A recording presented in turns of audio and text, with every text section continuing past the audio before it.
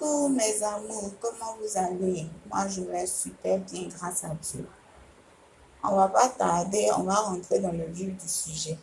Je viens parler de cette affaire de excès qui, on va dire, chauffe la toile depuis hier.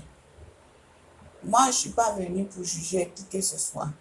Sur cette terre-là, on est venu trouver ça. C'est dans le monde, on a trouvé ça comme ça. Et on va partir pour le laisser. C'est comme l'argent. D'autres sont venus. Toi, tu peux travailler pour avoir ton argent à la sueur de ton front, difficilement. D'autres aussi, ça donne à la facilité. Ils peuvent aller faire des médicaments, ils peuvent tuer des personnes pour avoir de l'argent. Chacun, d'autres sont braqueurs. Chacun opte pour le choix qu'il veut. Alors lui, il a opté pour le choix d'être homosexuel.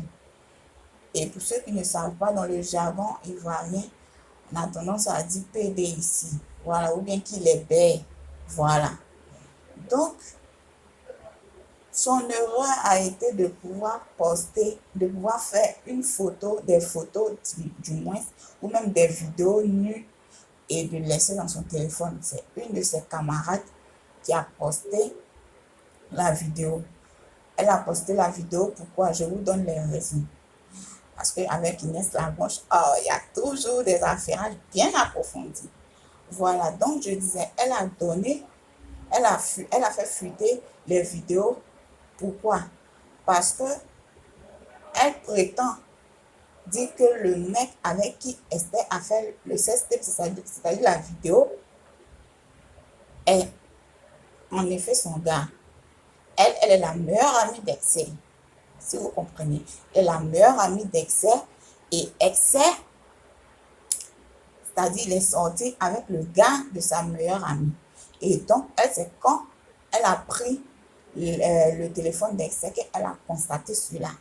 Et par vengeance, je peux dire, pour se venger, elle a posté la vidéo sans réfléchir sur le coup. Elle a posté la vidéo. Et c'est ce qui nous donne aujourd'hui droit à venir parler de ça aujourd'hui. Donc, vous voyez, souvent, même si il a eu à faire ça, c'est pas une raison. Vous pouvez régler ça à l'amiable. Il y a des gens qui ont trompé, il y a des gens qui ont tué, mais ils ont demandé pardon. Et lui, c'est pas un personnage comme ça, un personnage quelconque. C'est un personnage public.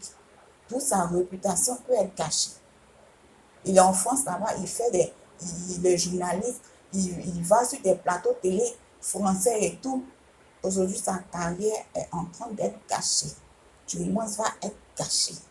Parce qu'avec ça, franchement, et là n'est pas le plus grave. Le plus grave, c'est qu'il a tenté de se suicider. Et on nous fait savoir que c'est Kevin Aubin qui a ses cheveux. Et il dit qu'il va très mal parce que son père l'a ruiné. Son père dit qu'il ne veut plus rien savoir, qu'il fait honte à la famille. Et sa maman même ne veut plus lui parler et tout. Vraiment, vraiment, vraiment. Il va très mal. Et pour le moment, on ne doit pas regarder le côté d'où il a fait du mal à sa meilleure amie ou bien il a tapé dans le dos de sa meilleure amie. Non. Ou du moins, qu'il est pédé. Non. On ne doit pas regarder ça d'abord. Moi, je vous demande à ce qu'on puisse prier pour lui, pour qu'il s'en sorte, car il est entre la vie et la mort. Tu vois, les photos, les vidéos, tout ça, il voit sur les réseaux sociaux, lui qui nous a donné le sourire, lui qui nous faisait rire, lui-même, tu regardes les vidéos d'essai, tu ris jusqu'à tu pisses, tu ris jusqu'à tu pleures. C'est une manière de parler pour dire qu'il fait vraiment rire. Donc, pour quelqu'un qui nous a fait rire, pour quelqu'un qui nous a donné le sourire, qui nous a apporté la joie aujourd'hui, va être, franchement, aujourd'hui va être la risée de tout le monde. Je vous prie de laisser tout ça. On parle de pardon, on parle de paix, de laisser tout ça. Et pour le moment, mettons ça au placard. Mais le plus important, c'est qu'on doit prier pour lui. On doit prier pour qu'il s'en sorte. On doit prier pour que vraiment, il puisse nous revenir sain et sauf. Vous voyez, hein? Il est entre la vie et la mort. C'est sa vie qui est importante actuellement. Laissons passer tout et puis prions pour lui.